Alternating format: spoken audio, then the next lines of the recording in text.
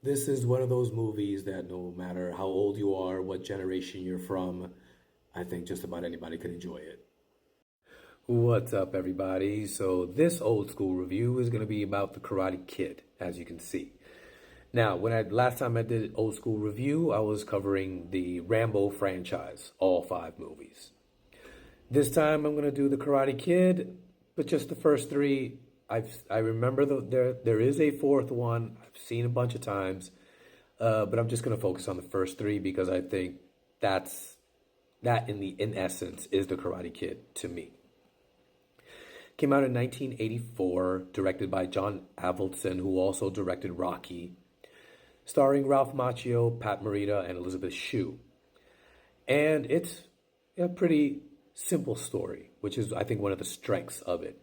It's a story of Daniel LaRusso moving from New Jersey all the way to California with his mother because she got a job there. And as he is adjusting to his new surroundings, finds a love interest, but also gets bullied by a group of his classmates and ends up taking karate lessons from Mr. Miyagi in order to defend himself. Now, the main strength of this movie, there's a lot, but I think the number one thing that needs to be talked about when it comes to what makes this movie special is the dynamic between Daniel LaRusso and Mr. Miyagi, which really ends up, we're really talking about the chemistry between Ralph Macchio and Pat Morita as actors. Pat Morita actually was nominated for an Academy Award for Best Supporting Actor, and he didn't win, which is one of the many instances where the Oscar just robs somebody of something. Before this, he was known as a stand-up comic and for comedic roles. And the producer of the movie, Jerry Weintraub, has famously said that he did not want to hire Pat Morita in this role because of the fact that he only did comedy. But in the end, he even admits over and over again that he almost made the biggest mistake of his career by almost not casting Pat Morita. It's an incredible role. It's one of those roles where you cannot think of another actor playing that role. And even the same thing for Ralph Macchio. You can't think of anybody else playing Daniel LaRusso.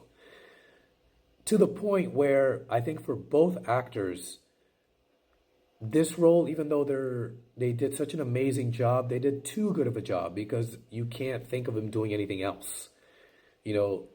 Can you really think of Pat Morita doing anything other than Mr. Miyagi? Any movie, any role? Can you do the same for Ralph Macchio? It kind of left him typecast. But, in the end, they left an indelible mark in Hollywood and I think in culture. This movie is one of the reasons why I begged my parents to let me take karate lessons as a kid. It's one of many of the movies that played a big factor in that. But this one, like, the simple story, the layered performances, and it's just a lot of fun. Like so many aspects of this movie have become bigger than the movie. Lines like wax on, wax off, get him a body bag, and even ideas. Now, I'm a teacher by trade. I teach high school English, and the whole line that Mr. Miyagi says at some point, there are no such things as bad students, only bad teachers, has been one of those things that has guided me throughout my entire teaching career. So you can see how the movie is more than a movie. It's, a classic underdog story, with some great lessons along the way.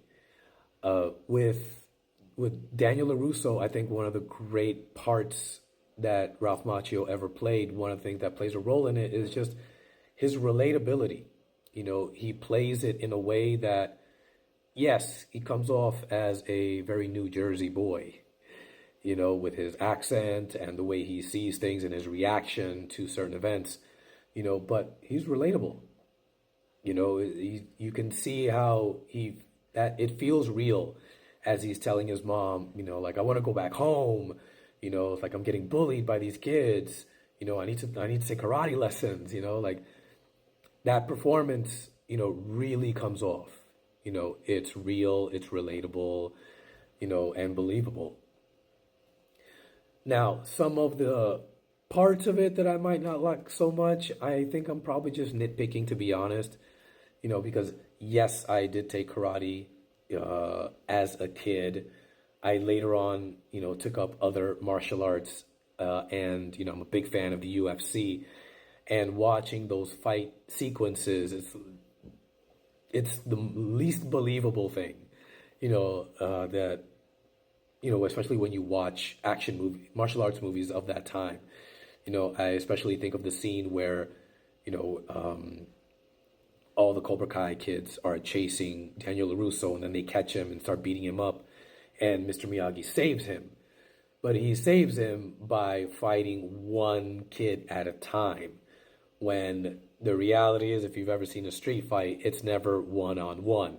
If it's one guy and he's having problems with many people, like they all gang up on him. So the idea of, okay, I'm gonna fight this one guy, and then the other four guys are gonna wait for their turn. It's like it's not realistic in any way, shape, or form. But again, it's a nitpick. And just to kind of like wrap it up, another thing that you see it a lot, people talking about it. There's that YouTube video that kind of gives the point of view that Daniel is the real bully instead of Johnny Lawrence, and they even talk about it in Cobra Kai at the beginning. I can kind of, the argument makes sense, but it doesn't. I don't buy it, to be honest. And so I just take it for what it is. I think John Avildsen did a great job, and I think another person that deserves a lot of credit is Bill Conti, who composed the score, which is probably the best thing he's ever done, and I'm including Rocky in that, in that assessment. But if you haven't seen it, watch it. If you are an adult in his 40s like I am, and you have kids, show this movie to your kids. And it'll be a great bonding moment, and hopefully the lessons that you took from the movie when you were a kid are later on passed on to your kids. Anyway, those are my thoughts. What about you guys? Let me know what you think in the comments below. Smash that like button, give me a follow, and I'll see you guys next time.